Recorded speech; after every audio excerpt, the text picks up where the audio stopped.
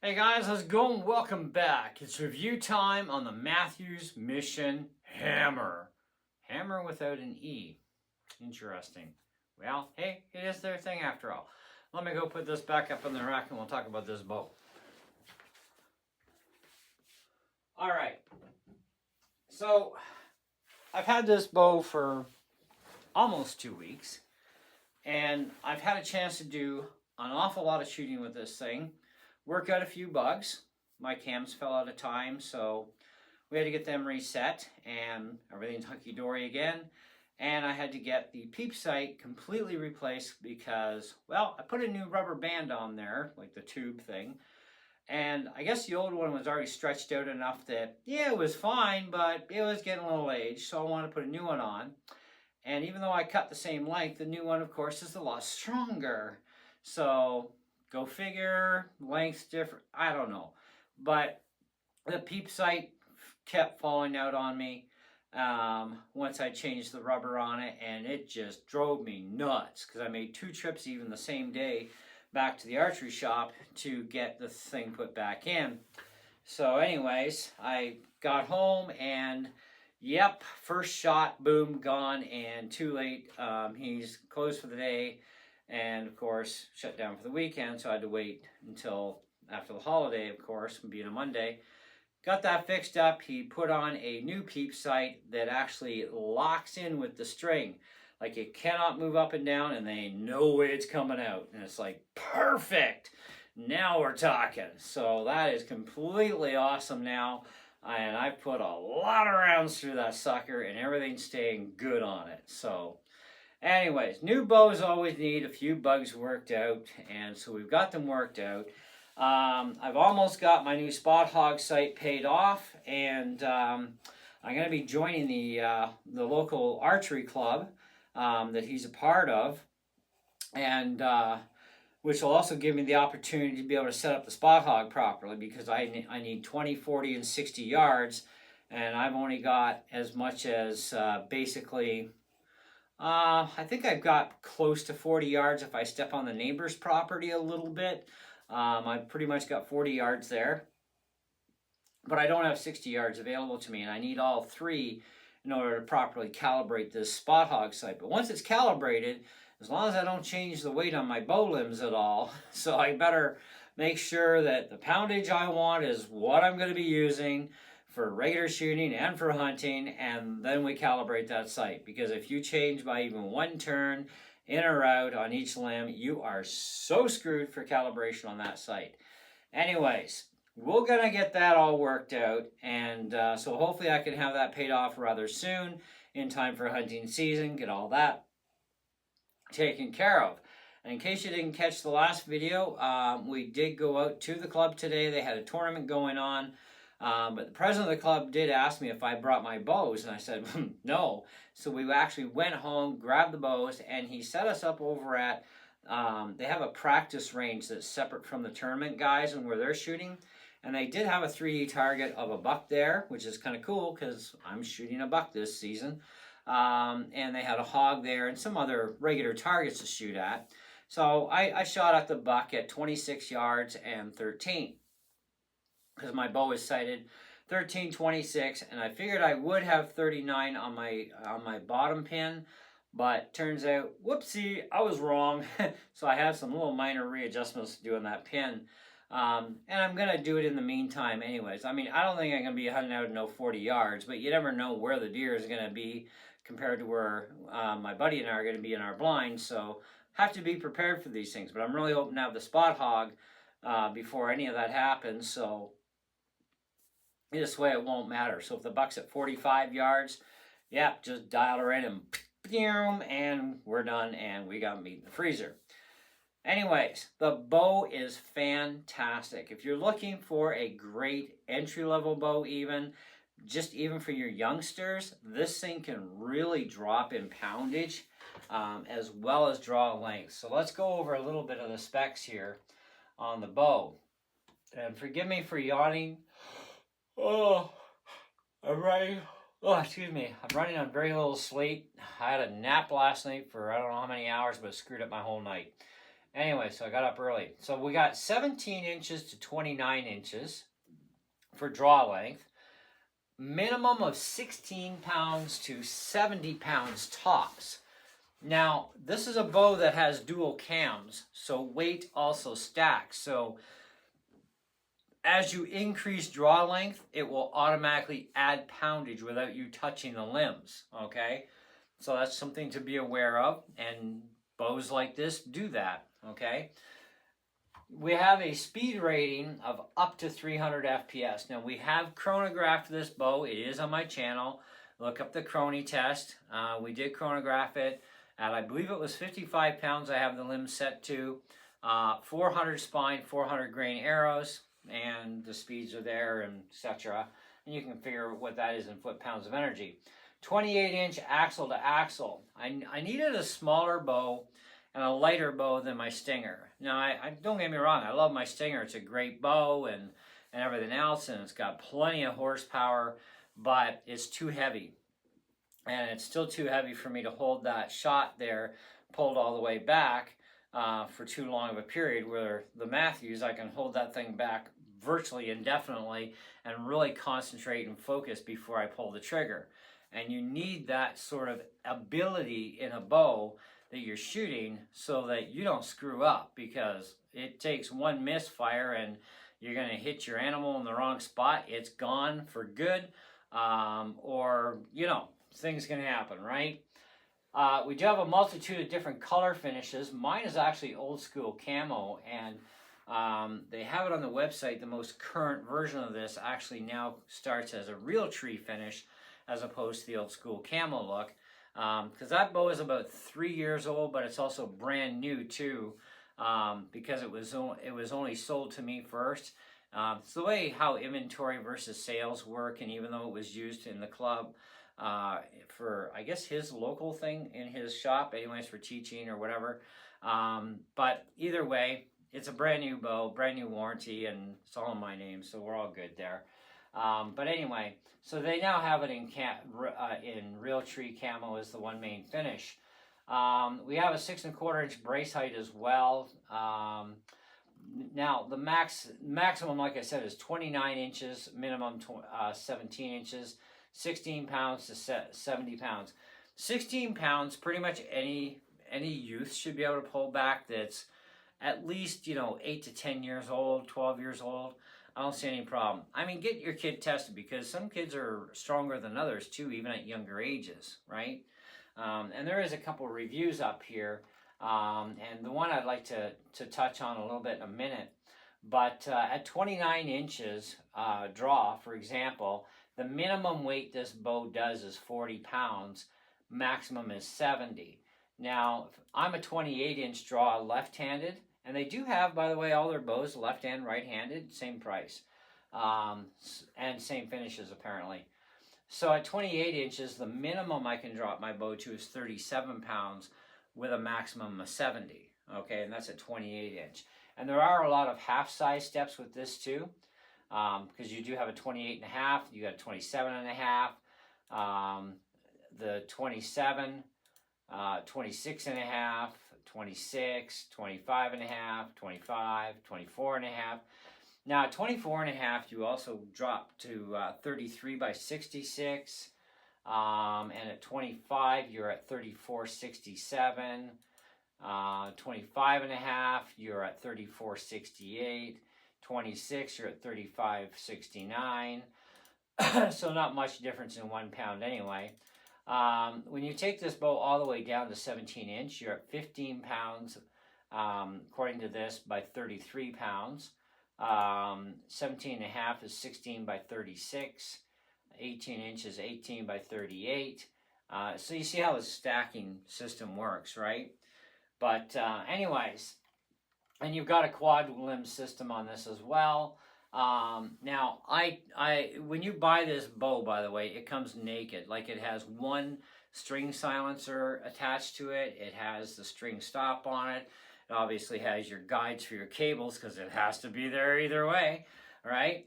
And it's strung up, ready to go. So you just have to add on your own sight, your own rest, your own whatever for your extra accessories, including your stabilizer, right? Now, I'd like to get a different stabilizer maybe at some point, but with the one that I have on there right now, which is a Hoyt one, it's a 2¼ inch one. It acts as more of an anti-vibrational thing than it does a actual stabilizer to help stabilize your bow. I would like to get this thing done up a little bit more for the stabilizer and anti-vibration combination down the road. But first we got to pay off that really friggin' expensive Spot Hog site. Now, the bow only costed me $250, which was an awesome deal. That bow sells normally for between $529 to $650 Canadian, and they do have an MSRP on the website here, which is actually $359 US is the MSRP on this bow. So you can find it for a variety of ranges and price depending where you're going. Now, the one review I'd point out the most here would be someone here bought a Radic and a Hammr for his boys. One's a 7-year-old, one's a 9-year-old, and they're doing fantastic. They've increased their draw lengths, their weight ratios. They are having a blast with both bows. Both bows are completely and totally awesome. He's really loving them. The kids are loving them. There's also another review up here, and it just says highly adjustable, which, whatever. It says, with children ranging in the age of 5 to 10 years old, it's amazing to have a bow that is adjustable from 16 to 70. And I do agree. Small enough for the youngest to shoot and fast enough for it to excite the oldest. The bow is not just for youth. It is for adults as well. Now, I don't know if you guys have really paid that close of attention to my channel on my bows, but let me show you something here. Now, I have a Bear Apprentice bow that I picked up a while back, and this thing is so tiny and cute and so lightweight. Now, it only maxes to 50 pounds, but it's also a dual cam weight stacking system. And if you look at the two bows, to try and hold them up kind of evenly as possible anyways, you definitely have a sizable difference between them either way. This thing is really super tiny and really super light, and this one's pretty tiny and pretty light. I don't remember what the specs are on this off the top of my head, but it's a really nice bow. I really enjoy shooting it, actually. It's a right-handed bow because I shoot right and left-handed bows, both. So, but the Bear bow is great for kids as well. Unfortunately, they don't make this particular Apprentice anymore, which is too bad because it is a nice bow. You know, but it is an older model, obviously, where my Mathews is like the newest kid on the block, right? And anyway, so we have 5-star ratings up here, and you guys know how I feel about that whole 5-star garbage, but I don't have any problem putting this thing at a 4.5. I would almost consider a 4 3/4 on this thing. I mean, it is very, very nice. I don't find any real problems with this thing other than, you know, you'll initially get it set up in the store as a brand new bow, of course, as I did. And, you know, the string is going to stretch. The cables are going to stretch.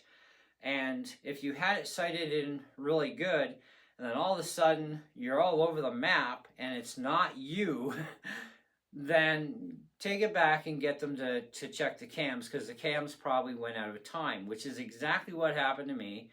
So, you know, cables have to stretch either way. They do stretch over time, and I don't know when the last time that thing was shot either, so who knows. But either way, just be aware with brand new bows, you may have to get your timing reset on the cams once or twice before things settle down and stay there, okay? It's just the nature of the beast of archery gear. I mean, I have strings on recurves. I had a custom string made, and it's still stretching just a little bit. I actually left it strung up for pretty much near a week anyways with the new string, and it did some stretching. I did some untwisting because I wanted to lower the brace height, and then I took all the pressure off of it for a few days, and now it's strung back up again. And I've taken out a twist or two, and now I'm back to that 7 1/4, which is where I like it on that particular bow. So I'm going to leave it strung up for a few days and see if it settles there or not. But I'm also probably going to end up shooting the next couple of days anyway, so it doesn't hurt to have it strung anyways, because it is a composite limbed bow anyway, so it's not going to hurt it that fast. So, but you know, that's just the same thing with recurve bows, right? They need time for the strings to settle and all this other jazz. But I am happy to say I really love the Mathews bow, and I mean, I would buy another one if I had to, hands down, no problem. The size is great, the weight's great, features on it are nice. It's a really nice fast bow too, which is really good. It can really deliver the horsepower. So I'm quite pleased with it, okay? I will probably give you an update on this thing, I don't know, several months down the road. Maybe in the spring, we'll do some shooting in the spring, see how things are set over the winter, because I don't think I'm going to be doing any winter shooting anyway, because the club is closed during the winter, so, and I don't really feel like digging big trenches in my yard just to set up my targets in the winter. So I'll probably take the winter off of shooting. But we'll go revisit again in the spring and see how well, you know, things stay and whatnot, and how it's doing, and, you know, give you an update maybe sometime, I don't know, late spring, because the club is going to be reopened once the snow starts to lift. They'll be setting the 3D courses back up, and then I'm going to be going out and doing a lot of shooting, get things back into sync again with me, you know, so that'll be fun. But anyways, do stay tuned for more on this bow down the road. See, what else can I tell you about it, though? Not much, other than if you're looking for something like this, it's a really great choice. It's one of many great choices out there, even for 2024. It's a great choice for a bow. These things, I think, first came out in 2019, if I recall correctly, was when the Hammr first came out. And you've also got the Radic and a few others here. If you check their sites, the MXR, the Switch, the Hammr, and the Radic. The MXR is more their topper ender machine. That doesn't interest me. I'm more wanting to stay into the compact range of things when it comes to the bows. As compact as possible, especially when shooting from a blind. You need a smaller bow to be able to maneuver around in a blind and shoot, even sitting down if you had to, or, you know, standing up if you can in your blind. Then yeah, the smaller bow is definitely an ideal way for hunting, for sure. And like I said, this thing is like kids to adults, and, you know, it grows with your child, and, you know, grows with you too. And as you can draw more weight up to that 70 pounds, just give the limbs a crank, give a limb a crank, and, you know, away you go. Add your poundage, one bolt turn at a time. But just remember, you always have to turn, whatever you turn on the one bolt, you have to turn exactly the same amount on the other bolt. Have a micrometer handy to measure the limb distance between the bottom of the limb and the riser. This way you know you've got it precisely set, because if you don't, that throws out your timing too. So just make sure everything's dialed in correctly. Anyways, that's what I've got for you on this review. It's a little bit of a long one, but I thought we'd throw in a little bit of extra for you at the same time too. The link for their website for Mathews Mission Archery site will be listed down below, and you can take a look at their current bow lineup, as well as the color choices that you have and the specs of all those bows, including this one, obviously, and what you're getting for what you're buying. And yep, you're going to have to add on things like your rest and your sight and quiver and, you know, the stabilizer and stuff. What you see is what you're getting for that price you're paying. So, you know, that's just the way it is. I think they do have like a hunter's kit special too, that you might be able to get. I'm not sure, but it's kind of your thing. I like to take something like this and just say, okay, I want this stabilizer, this quiver, this rest, this sight. You know, I like to put my own choices on there, right? So anyway, that's it. That's all I got for you. So see you in the next one.